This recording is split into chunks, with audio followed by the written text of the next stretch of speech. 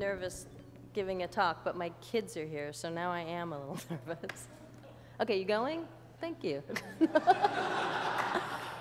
Okay, fine, good. Couple things. I'm really sorry Bia's not here. I wanted to see her. And I went to Penn. I majored in the biological basis of behavior, if there's any Penn heads in the audience today. Hi. Hoorah. So I've been involved in clinical research since I was a resident at Mount Sinai. I was approached by one of the researchers and asked to develop a study using ketamine, which I was like, great, ketamine study, that would be cool. All right, I'd love that. Well, we want to give it to schizophrenics because we want to see if it would, you know, make their psychosis blossom and exacerbate their symptoms. And I was like, as much as I would like to do ketamine research, I can't get behind that. And I was pretty surprised, actually, that the research board was okay with it. But I was at the Bronx VA, and there was some interesting things going on at the Bronx VA at the time. And I ended up getting very involved in the medical ethics committee and the institutional review board of the Bronx VA, and I ended up actually designing a study, giving a medicine to schizophrenics to see if I could make them better and could help them with their symptoms. Thank you. Yeah, it's kind of a no-brainer. But you know, so when I started working with these medical ethicists, I was really impressed with how seriously they took their duties to protect the patients and to protect the clinical research subjects. There were several layers of design review, all to improve the risk-benefit ratio and the experience of the volunteers. And currently, as you heard, I'm the medical monitor for 2 MAP-sponsored studies of veterans with post-traumatic stress disorder. One using MDMA-assisted psychotherapy and the other using cannabis with various percentages of cannabidiol or CBD. And I've been peripherally involved with Hefter-sponsored studies, the NYU psilocybin cancer study. I'm their fairy godmother, cheerleader, and sometimes fundraiser. And again, just completely impressed with how seriously everybody takes the issue of research ethics. It comes up all the time. You know, no one wants to make the mistakes that were made back in the 60s and 70s that eventually led to research being shut down. And you know, as much as anybody can guarantee the behavior of others, I would like to go on record telling you that these scientists and researchers that you've been listening to for the past few days, and that I have had the privilege of working with, they're not going to screw up. There's too much at stake, and we all know what's at stake. And I'm sure you've heard when everybody is speaking, you know, the issue of the patient safety, patient confidentiality, you know, the safety of the research subjects is paramount, and everybody knows this. The first official attempt to sort of standardize research ethics was actually during the doctor's trial at Nuremberg in 1946. There was a set of guidelines described, the Nuremberg Code. And the main idea here is that you have to volunteer. The research has to be voluntary, and it has to be aimed at benefiting society, and it needs to be based on sound theory, based on prior animal research and animal testing, and I don't want to talk about the ethics of that. The studies need to avoid unnecessary risks or harms to the subject, and they need to be allowed to stop the study at any time. So the Nuremberg Code is sort of the basis for modern-day research ethics, but they missed a couple of things. I mean, one thing is that they don't really spend a lot of time about informed consent and how important informed consent is. And, you know, one of the things you see now a lot, actually, when you're a research subject, is you have to take a quiz or take a test saying that you really understand what the risks are. It's not, you know, you can't just sign, yeah, I read this. They're actually going to quiz you and make sure you really understand that, that your consent is truly informed. And then the other issue that Nuremberg Code doesn't really cover is confidentiality. This gets a little tricky because I think what happens now a lot is that we get the press calling. I know they call NYU psilocybin cancer study, and I know they call Dr. Mithofer down in South Carolina with the MDMA PTSD research. And the press wants to interview people that are, you know, that are the research subjects. And it's a pretty fine line to walk because, I mean, obviously if anybody wants to remain confidential, they do, they can. but the question of when people speak to the press and do you wait till the study is finished, which I think is probably the gold standard, is you wait till all the data is in before you really talk about the study. The other issue that Nuremberg misses is the right to service. Oh, nice of you to join us, Dr. Doblin. You'll be interested in this part, Rick. The idea that no population of people can be unfairly burdened with doing all the research or excluded from the research unless there's an overwhelming reason to do so. There was a time when prisoners really made the bulk of research subjects, or other people who sort of didn't have a right to say no, and those days are gone. But there's some people who aren't being allowed to go into this research, and I'd like to talk about that in a moment. Anyway, the other issue is, what do you do when you already have the data, and do research ethics stop once you've got the data? And we know that they don't. There are certain Dr. Ricardis who need to be reminded of that. You've got ethical issues about publishing. You've got ethical issues with conflict of interest. You've got researcher misconduct. You've got mislabeled bottles. Back in the 70s or 80s, there was a psychiatrist who was doing what was then legal work with MDMA and with ketamine, who was stripped of his license because of sort of acting inappropriately with his patients. It wasn't officially research. The other issues with publishing data is these issues of transparency and cooperation, which I don't know if it really falls under the heading of ethics. But we've got a lot of different, as you guys are hearing over the last couple days, there's a lot of different people doing a lot of different research internationally, all around the world. And what's smart is to coordinate. And one of the smartest, cheapest things that we can do is to all use the same outcome measurements whenever possible.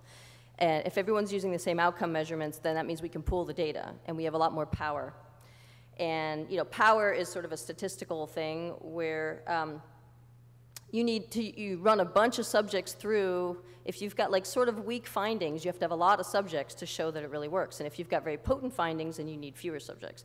But if everybody pools their data and uses the same outcome measurements, then the studies have more power. So that's something I'm very interested in, and I believe that MAPS is also very interested in. Psychedelics obviously pose special issues with ethics because people, when they're in a psychedelically induced state, are more opened up and they're more sort of connected and trusting, especially with MDMA and these enhanced levels of oxytocin. People are very trusting and bonded, and they're susceptible to these great personal transformations. And researchers really have a sacred duty to do right by their volunteers. And again, I think that we all know that. And I think everyone is behaving very well so far. I really hope that continues. During this conference, we've heard the researchers stress patient safety, and it's clear that everyone really is erring on the side of being conservative. So what I would like to speak to you about, actually, which is more important to me, is how can you ethically defend not doing psychedelic research? If a single dose of psilocybin allows you to walk away with an enhanced sense of openness, if MDMA-assisted psychotherapy helps you to get off your PTSD meds, if ketamine administration quickly reverses suicidal thinking, if a sense of awe makes you more likely to volunteer your time to others and prefer experience over materialism, this is really interesting research coming out of Stanford, Melanie Rudd. If psilocybin can make you more at peace with your impending demise or help you quit a deadly tobacco habit, how can we justify not spending our time and our money finding out?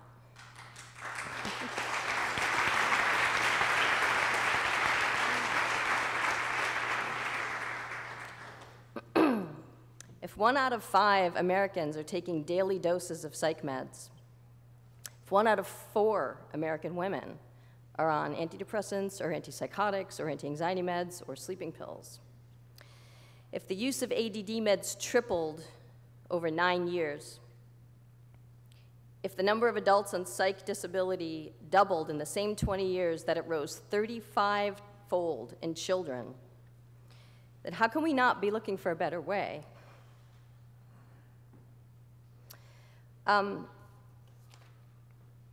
know, you look at Matt Johnson's cigarette psilocybin study, which is really exquisite in how simple and brilliant it is. And, you know, those are strong numbers. You run 5 people, and they all quit smoking after years and years of not being able to quit smoking. And you compare that to the big pharma studies where these drugs are just like barely separating out from placebo, but the data's enough to, you know, create a billion-dollar industry. You know, in a land of limited resources and acute crises, the choice of what we put our time and energy and money into, that's a big ethical question. You know, some of the biggest risks, really, with psychedelics, and certainly with cannabis, are the legal risks. And this is an ethical question. Anytime you ban a substance, you end up with something stronger and more potent. You know, you ban pot and you end up with a white powder that is a research chemical, which is very different from the whole plant. And, you know, the banning of cannabis has created this incredible, you know, science pot, which is much stronger than anything that was around before. And bath salts are another example. None of these markets would exist. I don't think people would necessarily be using spice and K2, except that they're worried about being drug tested. So the ethical question of there not being more scenarios for medical use, where kids are forced into a recreational model because that's all that's out there. And beer is sort of a recreational model. And better than a recreational model is a medical model, which is safer. And maybe better still than the medical model would be a sort of a reverential model of drug use, a sacramental model or a more ethical model. You know, when you talk about this 1 out of 5, 1 out of 4 Americans taking their daily dose, I always sort of compare it to sweeping dirt under the carpet. You know, you take your antidepressant and you feel a little bit better, but you're not necessarily dealing with some of the core issues which are creating the misery. And, you know, as opposed to sweeping the dirt under the carpet, you know, psychedelics sort of encourage you to take the rug out back and beat the hell out of it. And, you know, that's how I prefer to clean my house. You know, people are clearly hurting, and they're not getting the care they need. I mean, you look at these numbers of people who are on disability and kids who are on 4 or 5 psych meds. They're not getting the care that they need. And I think in particular, our country's veterans are getting shortchanged. For the first time in history, active duty suicides, which occur nearly daily, are outpacing battlefield fatalities. You know, for the first time in history, psychiatric disability claims are dwarfing physical disability claims. And when these veterans come back, there are not just suicides, there's homicides, there's arson, there's addiction, and then there's this insane statistic. Hold on.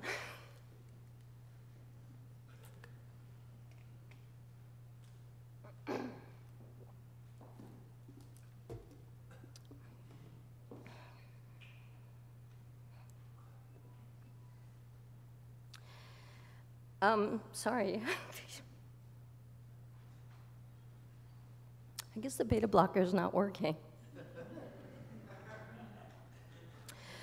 So an American veteran kills himself every 80 minutes.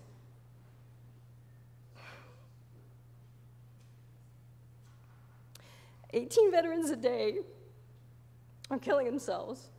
And I want to understand how you can ethically defend denying American soldiers medicines that may very well ease their pain. MDMA-assisted psychotherapy is developing a track record of impressive improvements in PTSD symptoms. And high CBD strains of cannabis may also have a role in ameliorating these symptoms. But there's currently a bit of red tape due to the NIDA monopoly on research cannabis. I want all of us to pay attention to how government cooperation or obstruction affects vulnerable patient groups. And when you talk about research ethics, this is where you should start. I would love to do Q&A, if anybody has any questions.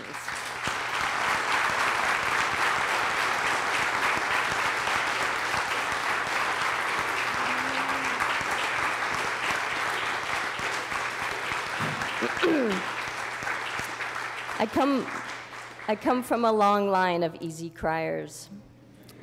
My mother, my grandfather, my great uncle. It's just a genetic thing. I don't really care deeply about any of this. Please ask me something besides about dying veterans. I was actually going to say thank you for bringing that up. And this was a question I had yesterday for some of the other people at the NYU Psilocybin Project. Is there anything that we can do as patient advocates or politically?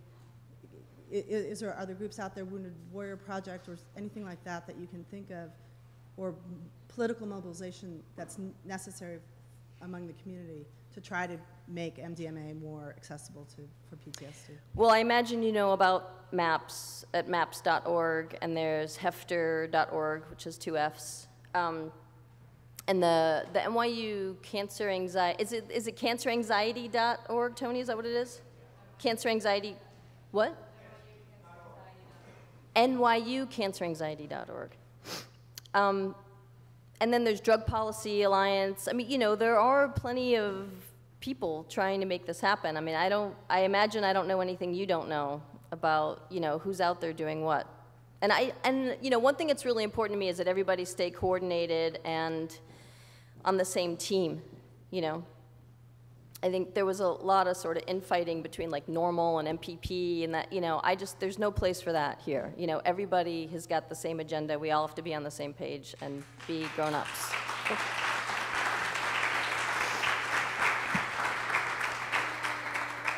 Thank you, Julie. I want you to know that your book that you edited on Ecstasy, The Complete Guide, was one of the first books I read in this field, and most passionate, the paper I was most passionate about in school I wrote was on the neurotoxicity of MDMA, so thank you very much for that. It was a great resource. You talked a lot about in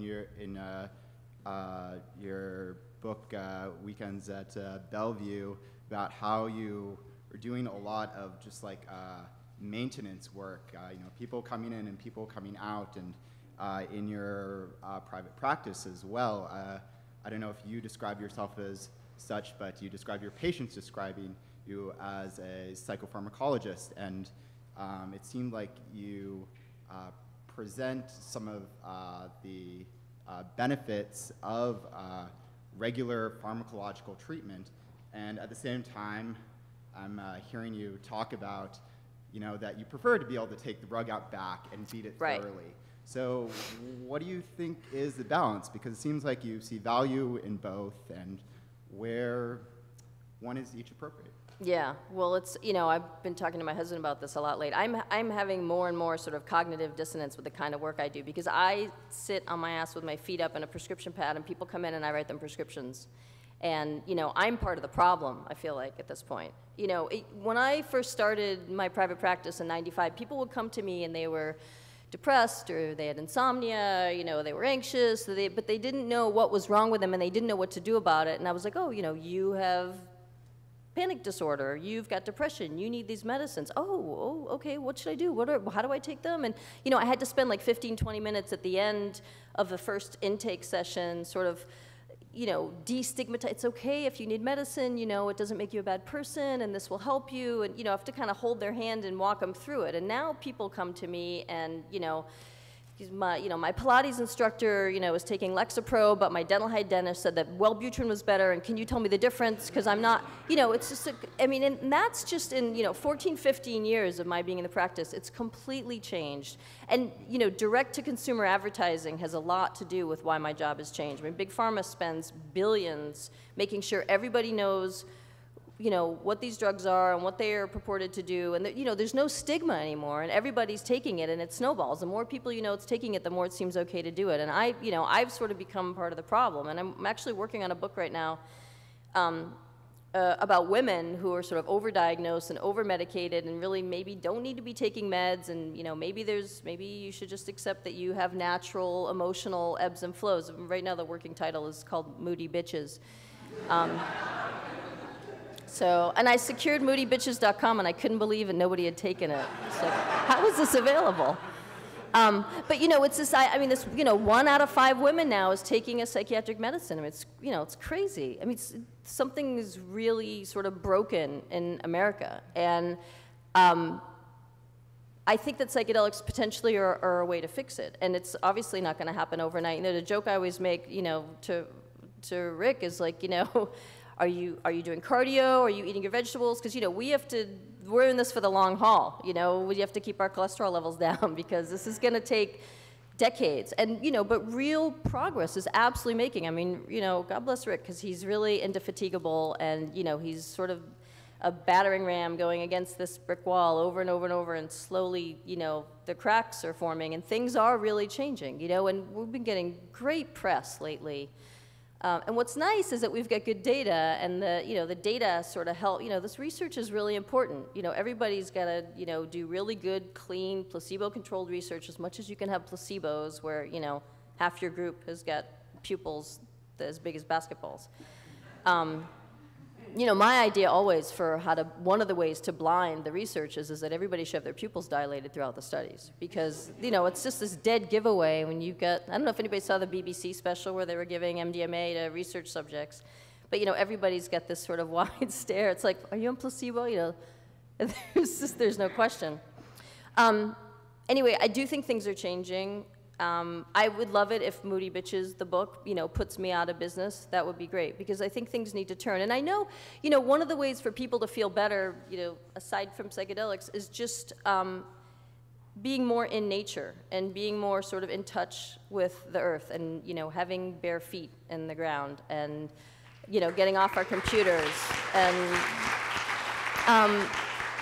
I talk to my patients a lot. They come to me and they want medicine, so I give them medicine, but then they come back month after month, for refills, and that's when I really do the work of how do we get you off this medicine, how do we get you healthier so you don't need this medicine, and, what are you doing to kind of make yourself crazy? And, as much as, I love texting and email as much as the next person, but I do think that the amount of time that people are spending in front of their computers, the problem is that you're disconnected. When you're on a computer, you're disconnected from your body, and you're disconnected from nature.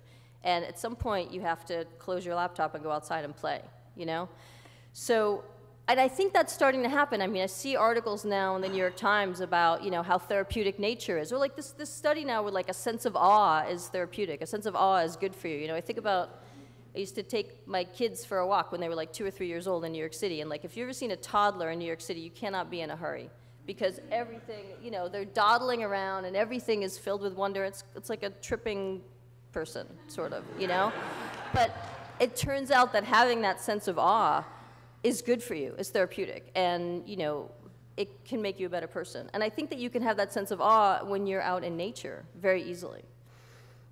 So I talk to my patients about how to get off their medicine and how to be healthy. But I am definitely having this sort of cognitive dissonance in my office where, I'm part of the problem, and I want to be part of the solution.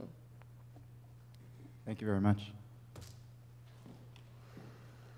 This portion of the conference, just the overarching theme is that things need to change. We're building research that shows that it can help certain people in certain ways in certain situations, and it's unethical not to let this out into society. And just from an observer's perspective, the best, or one good thing to do would be to build alliances with disability studies and disability advocacy groups, because they actively have been shaping legislation in America to redefine what health is, what disease is, what's normal, what's not normal, the ability to choose different therapies and different ways of being. So I guess that's more of a comment, a suggestion, a call to action to anyone here that's looking to direct any portion of their studies or their life. And also, have you run into any, I guess, coalition building with disability studies in your work, especially working with disabled veterans? I mean, one thing that you said just kind of reminded me of something that I wanted to mention is I do feel like things are changing a little bit in medicine. You know, we've always been sort of disease-oriented and symptom-oriented, and I think people really finally are talking about health as opposed to disease, and, you know, how to create health and how to prevent disease as opposed to treat it, you know, and I think that that's a big shift that's happening, and one of the things I think that's going to really drive that change is economics. You know, it's cheaper to keep somebody healthy and prevent disease than it is to treat disease. You know, in terms of disability, and, you know, everybody now is getting used to the idea of psychiatric disabilities, but the thing that's kind of weird now is that more and more people are on Social Security disability for psychiatric symptoms than ever before. And, you know, part of the way they get on SSD is that they're on a bunch of meds. You know, and SSD sees, oh, well, you're taking 4 or 5 psych meds, you must be psychiatrically disabled. So, it's, you know, it's going to bankrupt the country, basically, if everybody's on SSD. And so I think the economics are going to drive this more than anything. I mean, you know, you know, I edited this book called The Pop Book, and all the proceeds fund clinical research. I always feel obligated to say that. Whenever I'm plugging one of my books, I have to say, it's not profit, it's not a profit book. I'm trying to fund therapeutic cannabis studies, but there aren't any. But, you know, talk about economics and health. You know, people who can use cannabis to treat their own symptoms or to maintain their health, that's cheaper. You know, you can grow your own medicine. You don't need the doctor, you don't need the pharmacist, you don't need your insurance company, you don't need anybody. And it's, what's the word? It's, you know, it's subversive almost, you know, because you opt out of the system. But I think, you know, in the same way that the recession was one of the best things that ever happened to the cannabis reform movement, I think that that's going to end up, you know, the economics are going to really be what drives how you start to define who's disabled, and, you know, how much cheaper it is to prevent disease and stay healthy than it is to get sick. But we need to get the little boys off their computers because they're getting fat sitting on the couch. You know, when a kid is on a, you know, they're working their thumbs. I know their thumbs are thin, and their brains think that they're hunting, so their brains are happy because they're in like a search and destroy mode, which is very natural, I think. But they're sitting on the couch eating Doritos while they're doing it, and, you know, we're creating a generation of obese, diabetic, depressed, vitamin D deficient kids because of it, and I don't know what's going to happen there. Are they disabled? Thank you.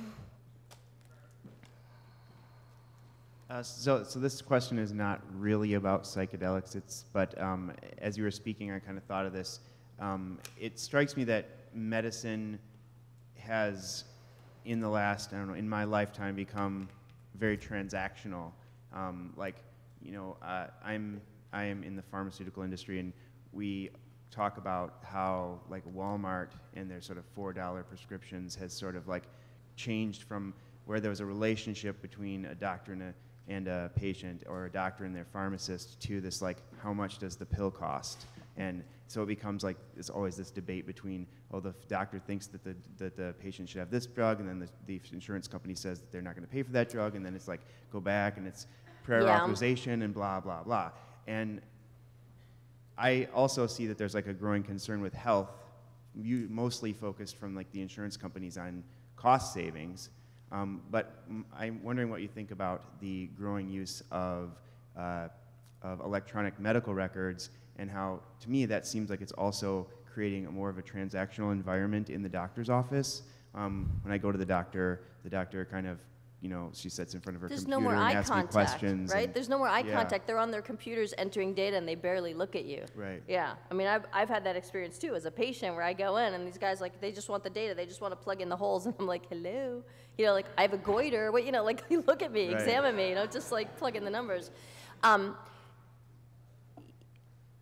You know, one thing about psychedelic-assisted psychotherapy is it is cost efficient. I mean, if it's going to get you off your meds, and the same thing with cannabis, you know, there are people who are on pain meds, and then they're on all these other meds to manage the side effects of their pain meds, and if they use cannabis, they can be off everything, and it's cheaper.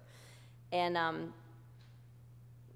you know, cigarettes kill half their users, and something 1,200 people die from cigarettes every day. I don't know, that doesn't make me as sad as the 18 veterans who killed themselves. But 1,200 people every day in America are dying because they're addicted to cigarettes.